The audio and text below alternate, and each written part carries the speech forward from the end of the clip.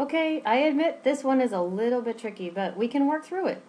It says, find the conditions on A, B, C, and D so the graph of the polynomial, which we know here is a cubic, has exactly one horizontal tangent.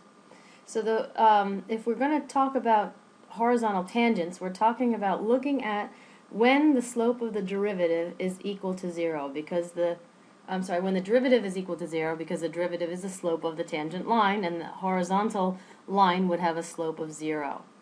So I'm going to go here, and the first way that I solved this problem was to think about, there we go, just try to get that better for you. Think about what it would look like. So we know it's a cubic, so it's probably going to look something like this or something like this. So we're going to talk about having two horizontal tangents here, if both of the roots are real roots. Well, if we only have one, the question says how we're going to get one horizontal tangent. So basically what we want to imagine is having this parabola touch right at the x-axis only once. So we're going to take the derivative using the chain rule, 3ax squared plus 2bx plus c. And then what we want to do is to figure out what the value of the roots of this equation are. So we're going to have to use the quadratic formula, so that's the opposite of b, which is 2b, plus or minus the square root of b, which is 2b, which would be 4b squared, minus 4 times a, which is 3a, times c, which is just c, all divided by 2a, which is 2 times 3, which is 6a. So that's the main point here, is we're trying to find the roots of this equation, and we want to make only one root. So then when we simplify this, we get negative 2b plus or minus the square root of b squared minus 12ac over 6a, which is negative 2b plus or minus, if I factor out a 4 here, 2 times b squared minus 3ac all over 6a. So the point here is that we want to look right here at the b squared minus 3ac, which is underneath the radical. If this is a positive number, b squared minus 3ac, you're going to have two real solutions, because you're going to have negative b plus 2 times that and negative b minus 2 times that.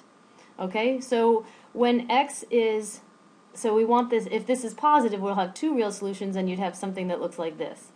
Okay, if you have one horizontal tangent, then one way to do it would be to make a 0, and then because then you'd have a parabola. Or you want b squared minus 3ac to be equal to 0, because if this is equal to 0, you're going to have negative 2b plus 0 and negative 2b minus 0. So you're going to have just one root.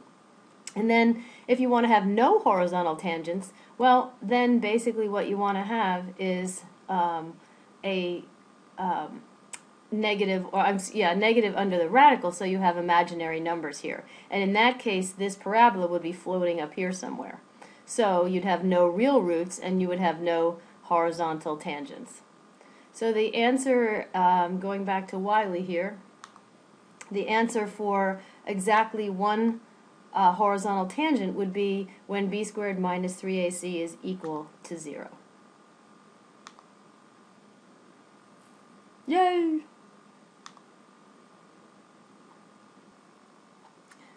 This is homework section question number 3 from chapter 2, 2.1, question number 16. So it says a function y equals f of x and an x value x naught are given. And then they give you the equation A, find a formula for the slope of the tangent line, not the formula for the whole tangent line, just for the slope of it, to the graph of f at the general point x equals x naught. So what this means is that you're going to need to put x naught into the resulting formula.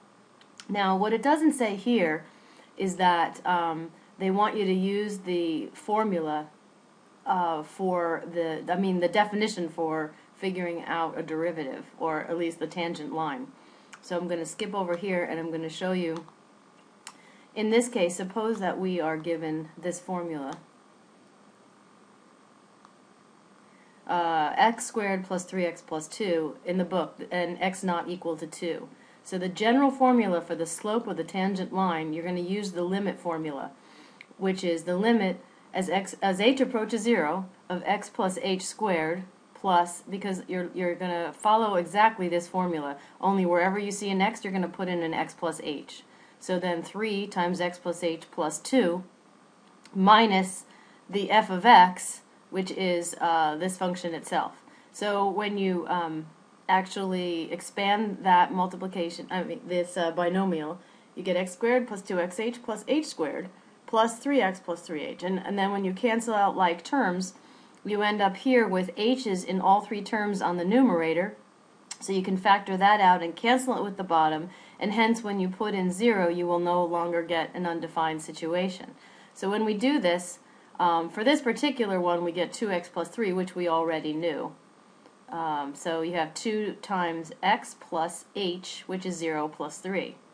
So the formula for this, the general formula for the slope at x equals x naught is 2 times x naught plus 3. And the second question says, what is the slope when x naught is equal to 2? So obviously you stick 2 in for x naught and you get 4 plus 3, which is 7. So the second part that was tricky about this was actually entering it into the Wiley plus. So now I'm switching back to that. Now in this case we know it's going to be 2x plus 14. But the formula has to have an x naught in it. So what I want to do is show you, I'm going to type in my 2 times, now the x naught, what you're going to do is hold down this one and look for the subscript right here.